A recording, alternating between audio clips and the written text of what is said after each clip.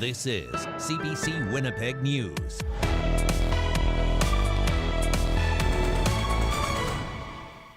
Good evening. Thanks for joining us. Winnipeg is facing its highest property tax increase in 34 years. CBC News has learned a significant tax hike is being considered for 2025. Senior reporter Bartley Kivas brings us the story. For weeks, Winnipeg Mayor Scott Gillingham has been warning the city is short on cash, and today came another warning. We're seeing an increase in our population. There's increased pressure on our services and the delivery of services. And right now we're not seeing the increase in revenues related to the growth as well. For months, the mayor has been warning the city doesn't have enough money to pay for basic services like policing and road repairs. CBC News has learned how the city plans to deal with this next year. According to sources at City Hall, property taxes will rise next year by 5.95%. This will raise an additional $44 million to help balance the city's $1.5 billion budget. This would be the biggest property tax hike since 1990, when Bill Norrie was Winnipeg's mayor. The current mayor isn't ready to talk about the hike. The budget will come out Wednesday, and the public will see the details of the budget then. That's why we need a new financial model with the province. In recent months, Gillingham has asked the province for more cash. Specifically, the city wanted a slice of revenue streams that rise every year, like the provincial sales tax. Premier Wabkanu says his government is already doing its part. If you add everything together, I feel confident in saying that no one has done more for the city of Winnipeg than our team has. Opposition leader Wayne Owasco says that's not true. The city of Winnipeg is now almost being forced to do this. And yeah, I mean, we're not in favor of huge tax hikes like this, but when you don't have a willing partner at the provincial level, I'm almost thinking their hands are tied. When Gillingham ran for mayor in 2022, he promised to limit property tax hikes to 3.5%. Now, Winnipeg is closer in line to other Canadian cities. Edmonton is planning a 6% hike next year. So is the city of Halifax, while Victoria, BC is planning to raise taxes by 12%. So what does a 5.95% tax hike mean for Winnipeg? The average residential property owner will pay $121 more next year. Bartley Kivas, CBC News, Winnipeg. The organization that will lead the province's first supervised consumption site says more consultation is to come. The Manitoba government and the Aboriginal Health and Wellness Centre have faced criticism for not talking to some area residents and businesses before the location at 200 Disraeli was revealed. As CBC's Josh Crabb reports, they're highlighting the benefits of the site. The timeline for a Health Canada decision on Manitoba's application to open a supervised consumption site here isn't known. The organization picked to run it promises people will get a say before anything is finalized. Hang tight, it's still coming. And just because an application goes in, that does not mean that that's an endpoint. The site will give people a place to inject their own drugs in the presence of trained staff. But that's raised concerns for some in the neighborhood who say they weren't consulted on the location. Monica Sear with the Aboriginal Health and Wellness Centre says they have spoken with area shelters, harm reduction groups, and a residents committee, and prioritized talks with Argyle Alternative School and daycare centres nearby.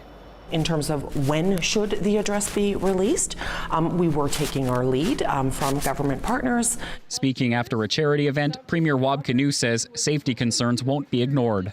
But this is not a foregone conclusion that the site is going to open here at this location. We don't have a specific date in mind, and it will not open until we're satisfied that it is safe for the surrounding community. The decision to select this as the location comes as Ontario announced it's closing 10 supervised consumption sites because they're too close to schools and daycares. That province's health minister cited higher crime rates and concerns from area residents. But researchers have said it will leave hundreds without access to a site, which they say will lead to more substance-related deaths.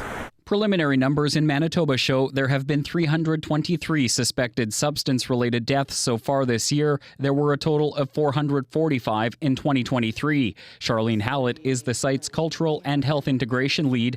It will have nurses, healthcare practitioners, and wraparound supports. We hope that we will be able to save lives from people who might otherwise have an accident or an overdose A rapid access to addictions medicine clinic will be moved to the site.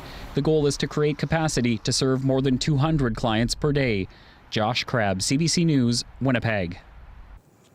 A rural Manitoba family is devastated after a fire ripped through their home, killing a 78-year-old woman. Her 15-year-old grandson tried to help save her life, but couldn't get to her. The pain is being felt throughout the community, and they're all trying to help the family through their grief. The CBC's Gavin Axelrod has more. Victoria Maynor remembers her mother Gloria Allegeo, better known to many as Mama Gloria, as a fierce and loving woman. She was in Richer for a short time, but so many people knew who Mama Gloria was. You know, how's Mama doing? You know, like everybody knew who she was. The 78-year-old died earlier this week in a fire here at the Maynors' longtime home in Richer, Manitoba. Maynor and her husband were out. Only their 15-year-old son was home. He was taken by Star's ambulance to hospital and is safe and recovering. I just remember yelling for her and just praying that she would just get out. Someone would just get her out. But that didn't happen. RCMP were called to the home around 8:30 Monday evening. The community's fire department was battling the blaze when they arrived. Maynor says how exactly the fire started is still being investigated, but she says early signs point to the cause being a lamp in the living room. You miss one little thing, and next thing you know, everything that you worked so hard for and you've done for so long every single day just to be comfortable is all gone in seconds. Support is flooding in now for the family in Richer. Here at Burnell's Food Plus, owner Norm Burnell is donating $5 from each pizza sold in December to the family. Probably over $1,000 just in cash donations, and I think we've sold about 50 pizzas already.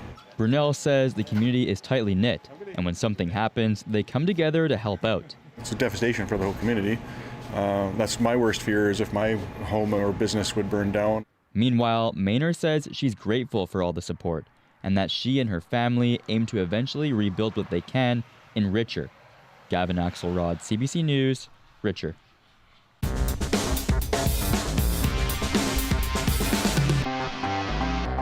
The Winnipeg Police Board has made a decision of who it thinks should be the next chief, but Winnipeggers will have to wait a little longer to find out who it is.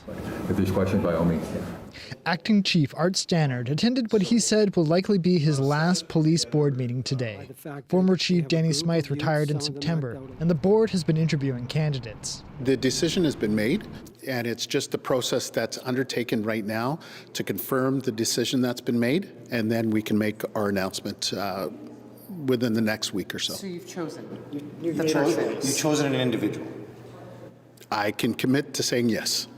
The new chief will have a host of challenges to deal with, including rising demands for service leading to burnout, tightening budgets, and changing views about the role of police in responding to mental health and addictions issues. People are looking for a transformational change and looking for a leader that works both well internally and externally. As the city's population has grown faster than the ranks of police, Stannard says the service hopes the upcoming budget includes new officers. I made it known to city officials. I made it known to the police board that we need more cars. We put it in our budget as an unfunded risk. So I'm hoping that Wednesday brings some good news. Council must approve the board's choice. Chambers says the board might be ready to make its announcement by next week's council meeting, or they may call a special meeting to confirm the appointment before the end of the year. Cameron McLean, CBC News, Winnipeg.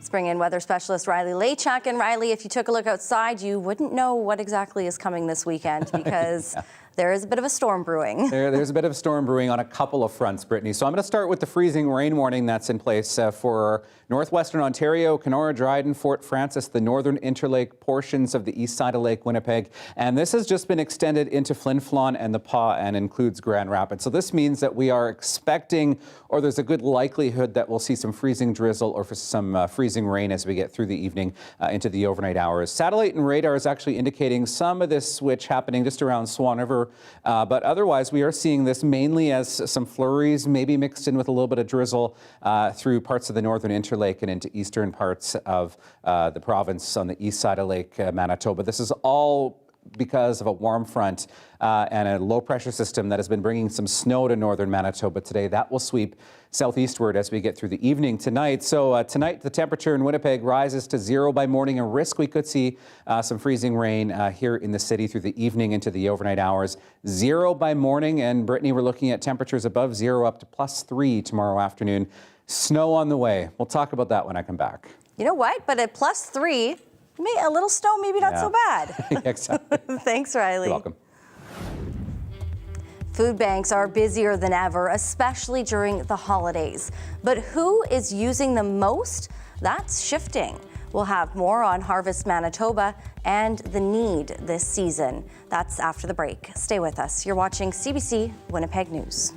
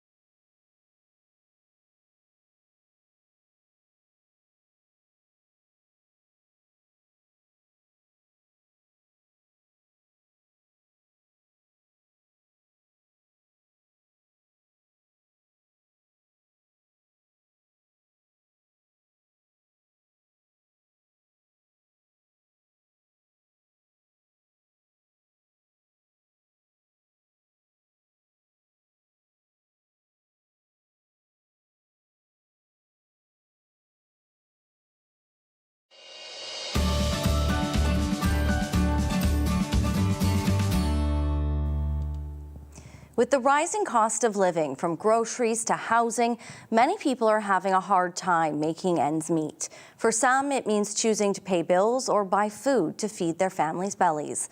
Today, CBC Manitoba is devoting a day of programming in support of Harvest Manitoba. Zubina Ahmed has more on the changing face of food bank users.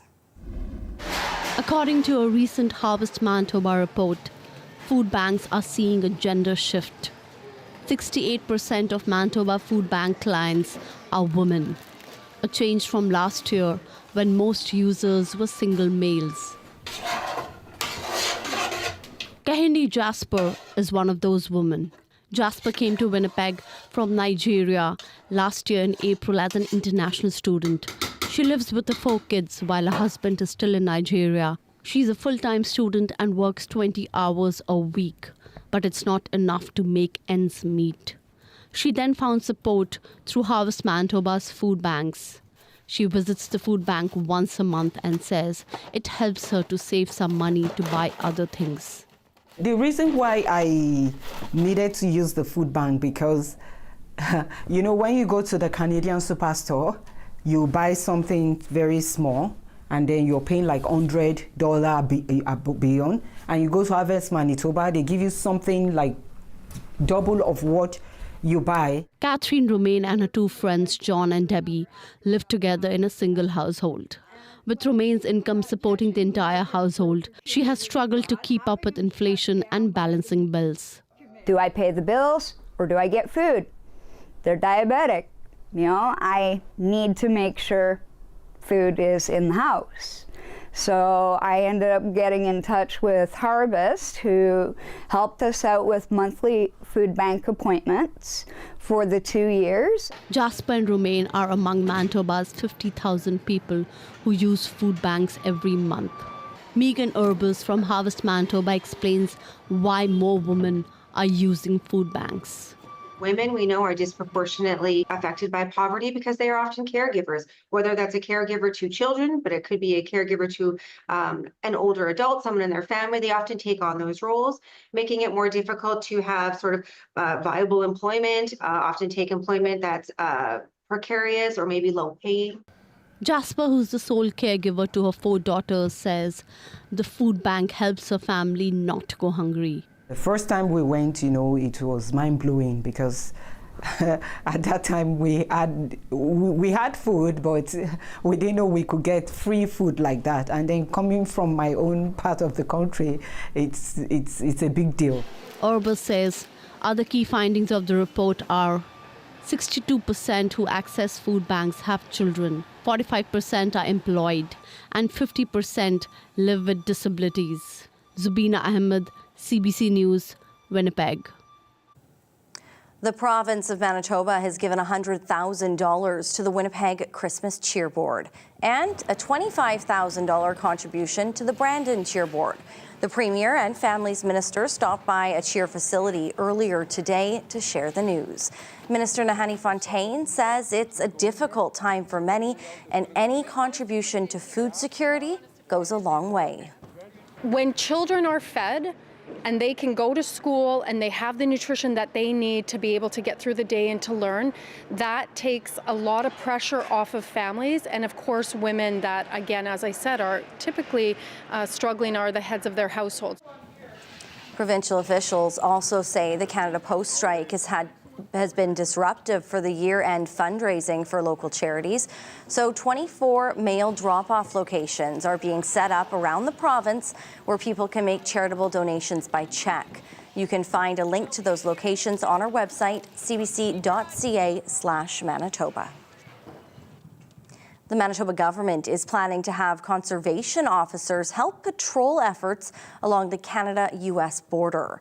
Premier Wab Kinew says the officers would serve as extra ears and eyes for police and other security agencies. He says it could help in humanitarian efforts to rescue people and strengthen border security at a time when U.S. President-elect Donald Trump is ordering improvements, or else Canada will face high tariffs. But the union representing officers say their members are already stretched thin.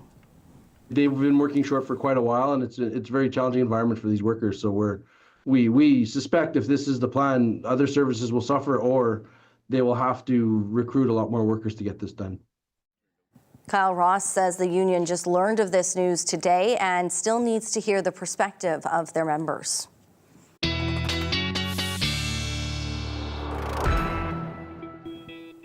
Riley's back now. And Riley, sure was different outside today than what we've seen earlier this week and really what we're going to be experiencing this weekend. So although you talked about that system that's going to be moving in, to not have that minus in front of the number, it's like a placebo effect maybe. Even just not seeing it makes me feel warmer. I will say, enjoy tomorrow.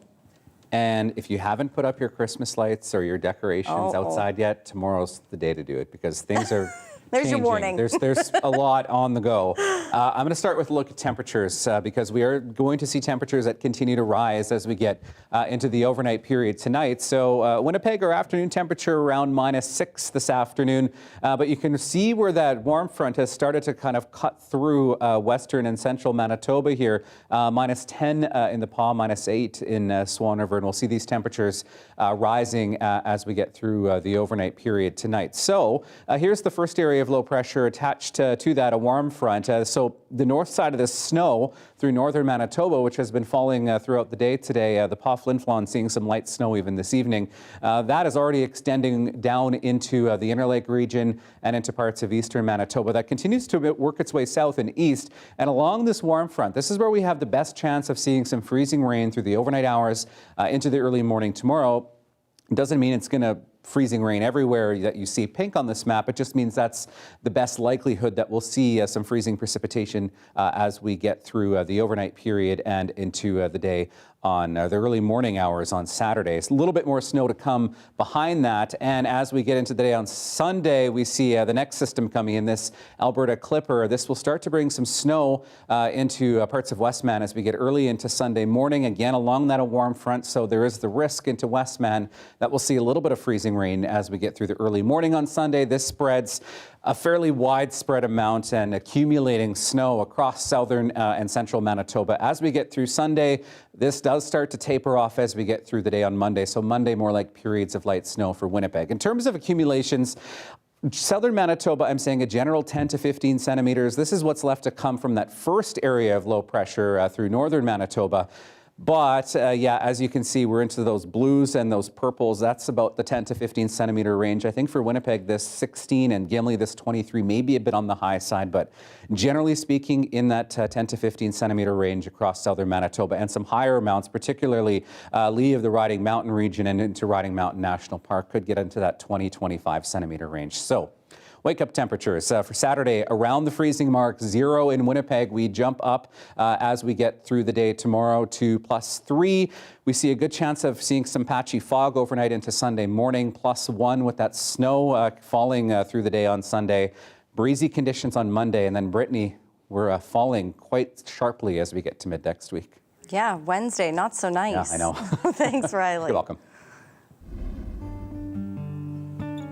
Never get to stop and open your eyes. 1 minute you're waiting for the sky to fall. That's Steve Bell featuring Karen Barg on violin, performing at CBC Manitoba today as part of Make the Season Kind.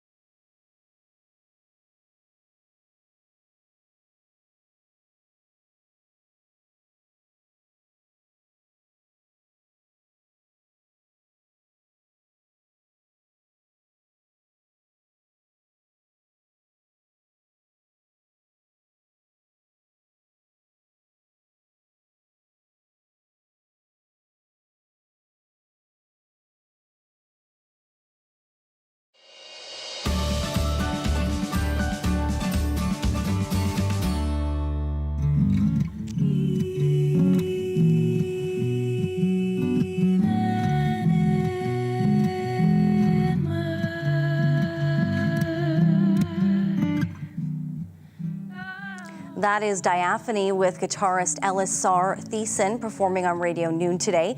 It's called Make the Season Kind. CBC Manitoba is devoting a day of programming in support of Harvest Manitoba. Now, on this day of giving, we wanted to hear from those who receive help from local food banks. The Andrew Street Family Centre in the North End has seen more seniors needing help.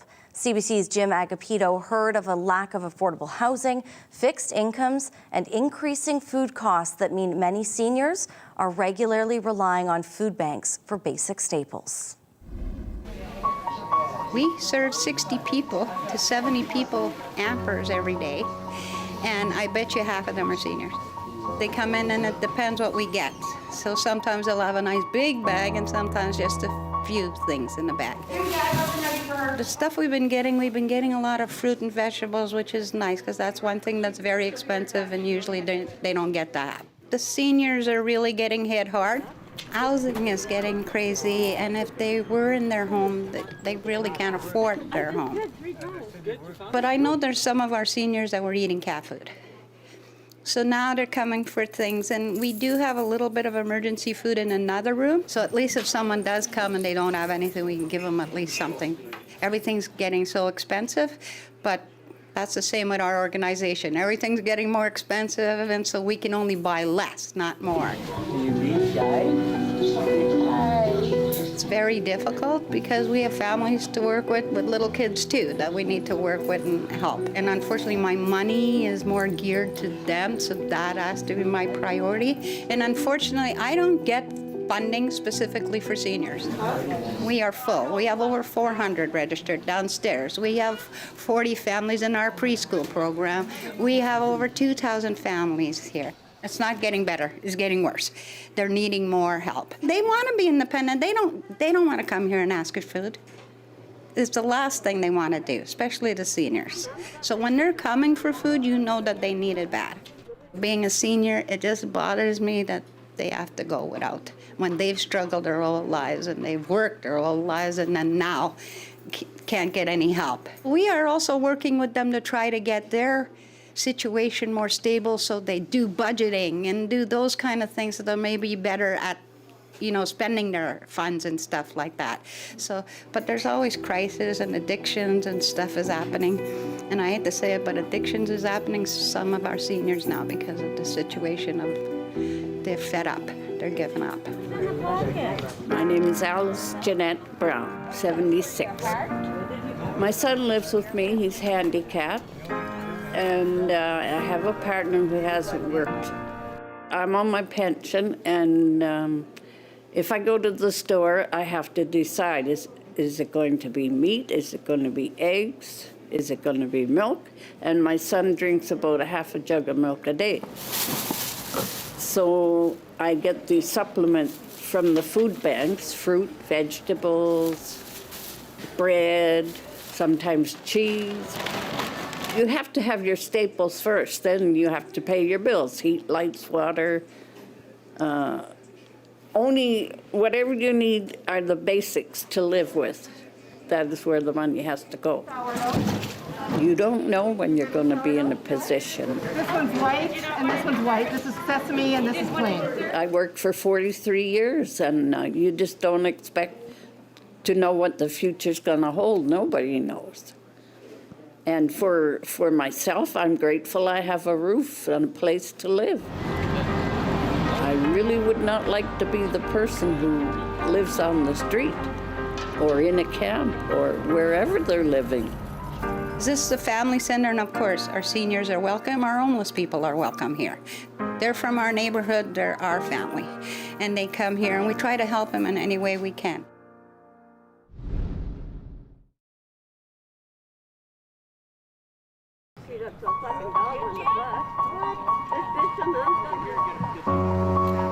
I can stand here and smoke. I won't get in trouble. I'm 64. I've been coming here for 10 years.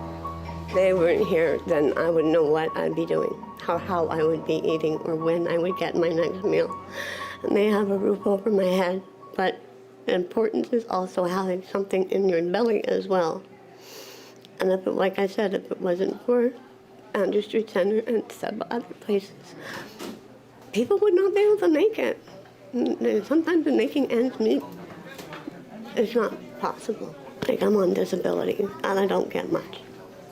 And it all goes to rent and bills and whatever left. You know, I buy my, what do they call those kind of mediums, like your butter, your eggs, you know, the things that you normally need the most. And then as the time goes on, of course, that's not going to get you through for the rest of the month, so you actually have to depend on food banks.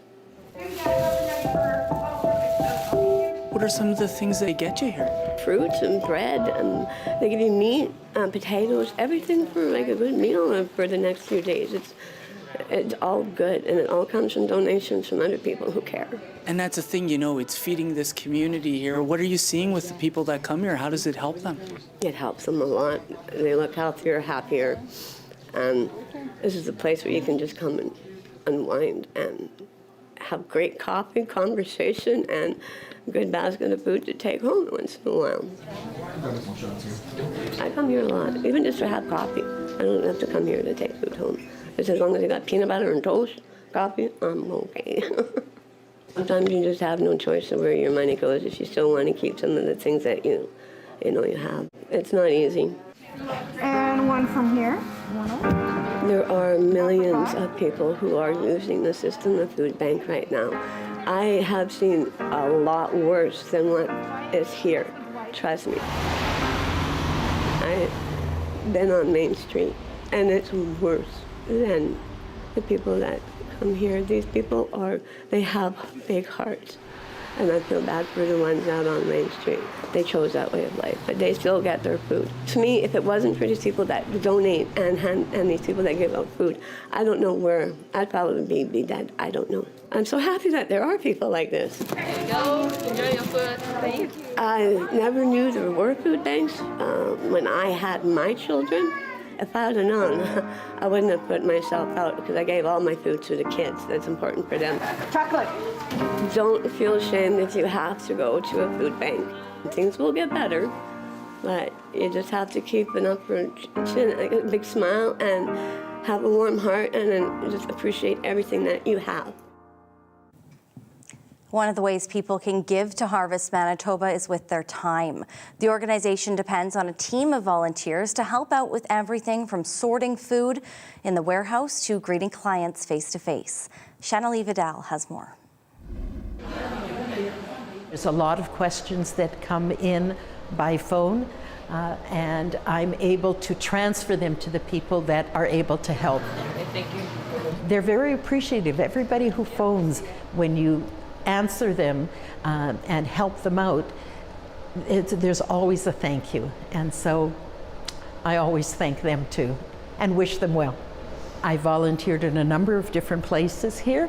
I've done the reception, I've done the volunteer services, I've worked at client intake, I worked in the back at dispatch. So they have me moving around, and I really understand the system that goes on here.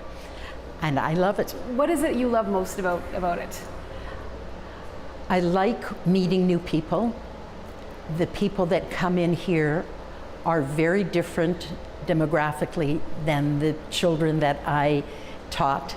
And this place has opened my eyes to what the city really is about and the help that people here can do for others. At the beginning, when I worked in 2017, it was mainly people that were having difficulty making ends meet.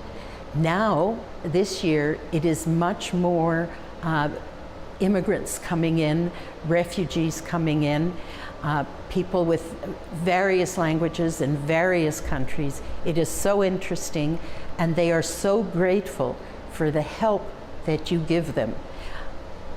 It has changed my viewpoint on people in general. So I feel that I've benefited, not only that I'm giving, but that I've benefited from working here.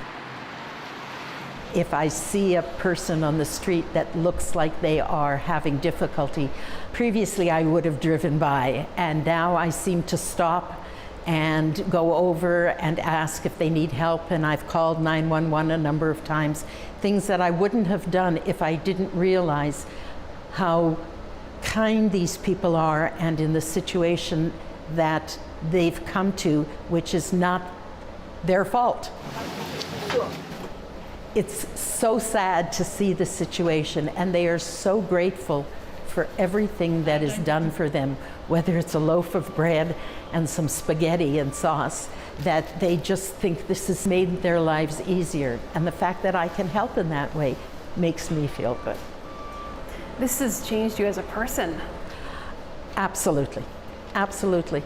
And I encourage my friends to come volunteer if they say that they're not doing anything. I say this is the place to be. Harvest Manitoba has been taking donations all day long during this special day of programming, and as of just before 6:30, Make the Season Kind has raised more than $412,000 to support food banks across the province.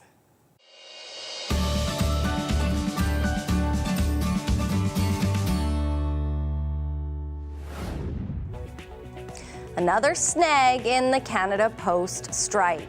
Purolator and UPS have both paused shipments from some courier companies as they try to work through a deluge of deliveries. More on that straight ahead. You're watching CBC Winnipeg News. Stay with us.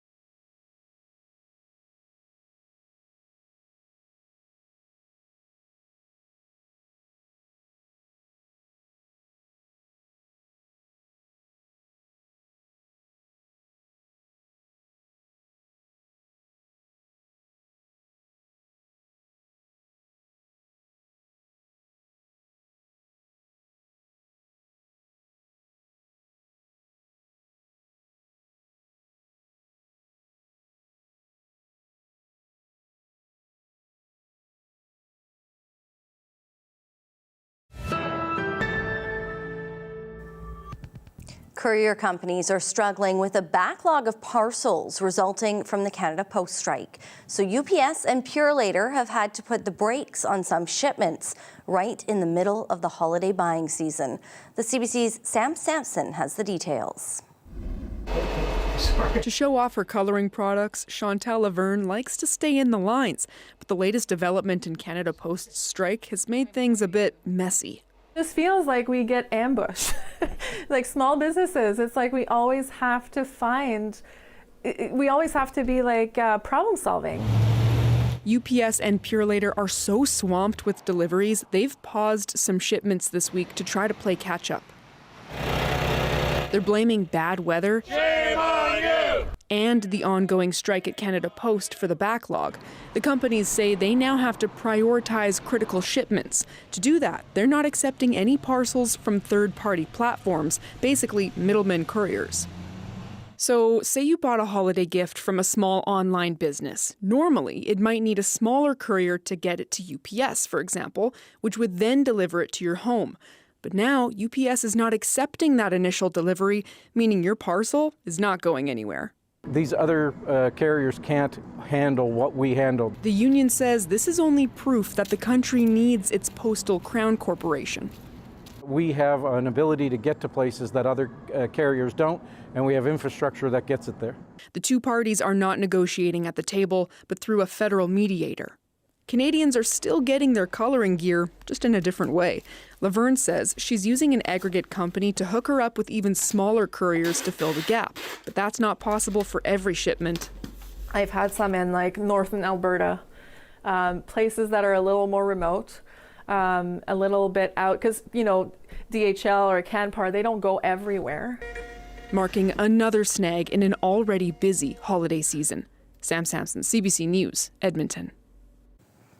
Across the country today, events have been held to mark the 35th anniversary of the mass shooting at Polytechnique, Montreal.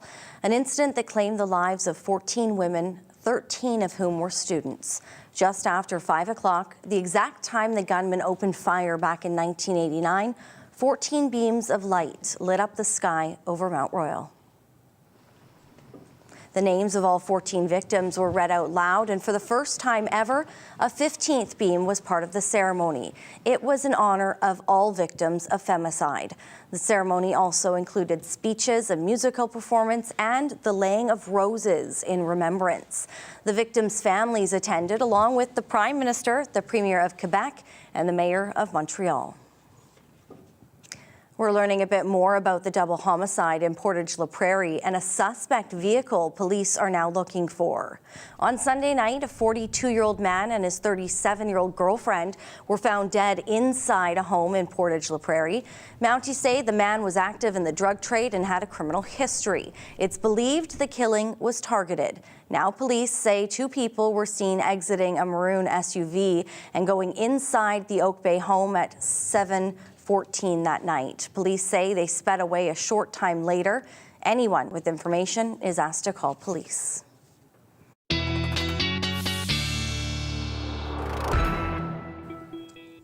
Let's bring in Riley now. And Riley, some nicer temperatures this weekend, maybe not the nicest of weather when it comes to Sunday. You were saying tomorrow, the day to get outside. Again, if you haven't strung those lights, this is your warning. Tomorrow, a good day for a dog walk. Sunday, a good day for a cat nap. Oh, I like it. And that's where I'm going with this, is the cat napping forecast. As we usually do, devote our Friday to our feline friends, because I love them just as much. This is Stella and Turtle. Thanks, Angie, for sending both of these pictures in. You can send yours to talkback@cbc.ca. Again, tomorrow, not a bad day to get outside. So we're starting at about the freezing mark. First thing in the morning, west winds 15 gusting to 30. Winds do stay fairly light tomorrow. We don't start to see winds picking up till later in the day. And even into the day on Sundays, when we'll start to see some of those gusts really starting to pick up.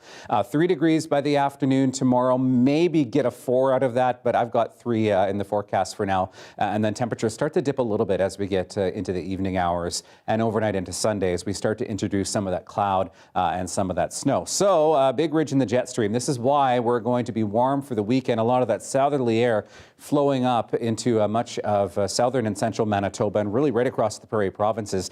That holds, so we stay above seasonal as we head through the day on Sunday even, but then we start to get this real deep trough starting to form in the jet stream as we get through Monday into Tuesday. You can even see some of these pinks and purple colors here. These are temperatures near minus 30. So we're looking at temperatures into early Wednesday, especially into the minus 20s, and these temperatures hold as we get through mid next week. So your overnight temperatures tonight, mainly cloudy sky through the overnight period with the risk of freezing rain really across the northern Interlake with some snow starting through eastern Manitoba into northwestern Ontario.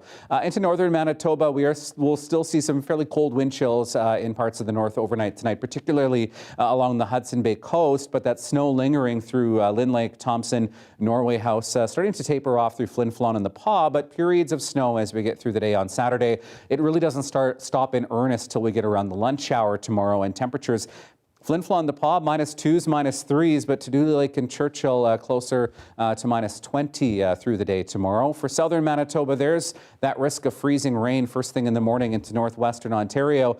And then behind that, we start to see a little bit of clearing. So a mix of sun and clouds through the day tomorrow before we start to see that cloud deck building back in. Temperatures across the south tomorrow above freezing. And into Sunday, we see that snow falling, temperatures holding above freezing for this time of the year as we get through the day on Sunday, and a sunnier but colder day through northern Manitoba.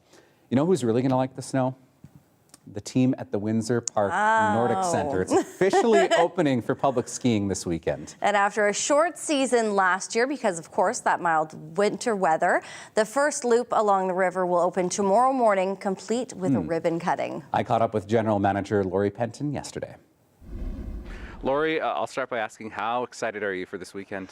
Oh, I'm very excited. I mean, the fact that we're able to have actual skiing when there's not a lot of skiable snow that's fallen naturally is just a game changer for us, and it just marks such a huge milestone for the Ski Association to be at this point at this time of year. So you guys are opening on Saturday officially. What can folks expect when they come down? Well, we have about a 2.5 kilometer trail that is comprised of man-made snow. We had been working for the last 3 weeks making the snow and then moving the snow onto the ski trail and basically constructing a ski trail. So it's on some of the hilly sections of the ski trails that's along the banks of the Seine River, and it starts and ends from the clubhouse where there's ski rentals and concession hot chocolate and stuff. So it's and with the forecast nice weather, it should be a really wonderful day. Yeah, how much work has gone into making some of the snow that you guys have out here now? Oh, it's been an amazing amount of work. The volunteers have really stepped up. When we saw the forecast was dropping down to freezing temperatures, we sent out the call, and there was about 15 people who stepped up willing to do overnight shifts and such to make the snow. And we first bout was about 41 hours of 2 fan guns producing the snow. And then about a week later, we did another about 30 hours of making snow. And then that huge piles that they create have to be moved with heavy equipment onto the trails. I know you guys have the ski trails here, but what can people experience when they come down to the Nordic Centre here? Well, skiing, we should have experience, fresh air, fun times. We have the Nordic Centre is a gem in the middle of the city. Unlike a lot of cities across Canada, they do not have skiable areas such as this inside their city boundaries. So the fact that it's easily accessible, you can take a city bus to Windsor Park. Ski trails are kept to a high standard. We have competitive skiing here as well as, and that kind of trails is good for every kind of skier, every level of skier. So the quality of the ski experience is really what we strive for, being really excellent for everybody who comes out and tries the trails. Safe to say that you're off to a better start than last winter? Yeah, last year it didn't snow till mid-January, and then less than 3 weeks later it all melted, and there was nothing for about 4 weeks, and then it snowed a little bit in early March. Sure, not people many remember the details like I do, but it really pushed us to try to really put the last pieces of our puzzle of getting all the equipment available that we'd accumulated actually into operation. So we pushed to do that in March last year, and it was a good trial for getting ready for the start of the season this year. How much work, I know you guys have been making snow, but how much work goes into keeping the trails and keeping the facilities maintained through the season? We groom pretty well daily here. Wind or fresh snow will always, change the quality of the trails. So we keep it freshed up all the time. And so we plan for and usually do groom it to some degree every single day. Laurie, congratulations on being able to open finally before Christmas yet this year, and good luck this season. Thank you very much. We're looking forward to it as everybody else is to get going on winter. Go tell it, go tell it on the mountain, go tell it, Jesus the Christ is born, go tell it, go. That is students in the Sisler High Jazz Choir. They were performing on Information Radio this morning as part of Make the Season Kind. More after the break. Go tell it on the mountain, go.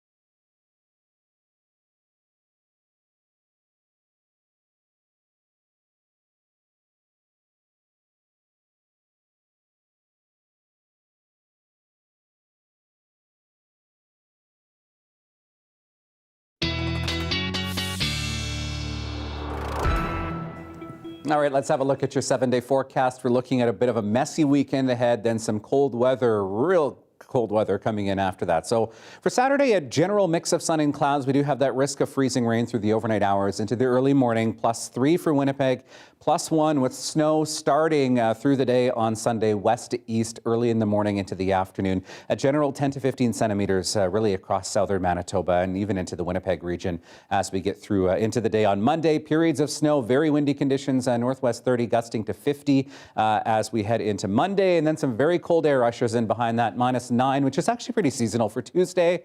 And then we have -18s and -12s for Wednesday and Thursday of next week. I like you, but I don't like your forecast. I know, I'm sorry. I'm really sorry. Here's a question, though. How far would you go to see Taylor Swift? It's famously tough to get tickets for that. But a group of Yukoners refused to give up hope. Trying hard to get to one of her Vancouver shows this weekend, they started working the phones, and now they're our daily lift.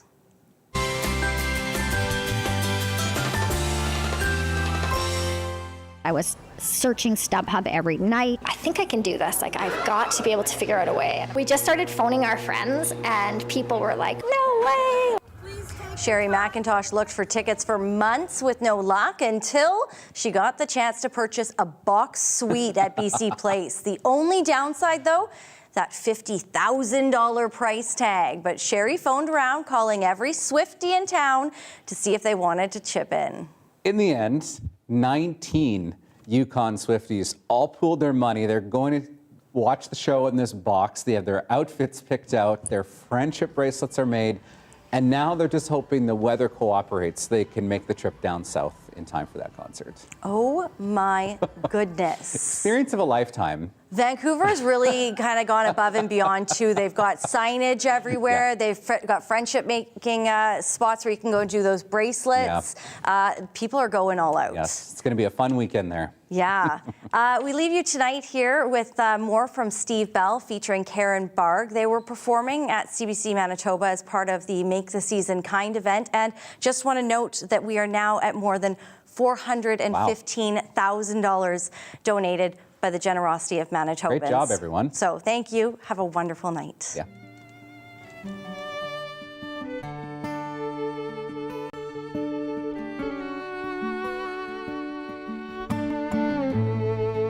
When your lover's in a dangerous time, times you feel as if your love's a crime.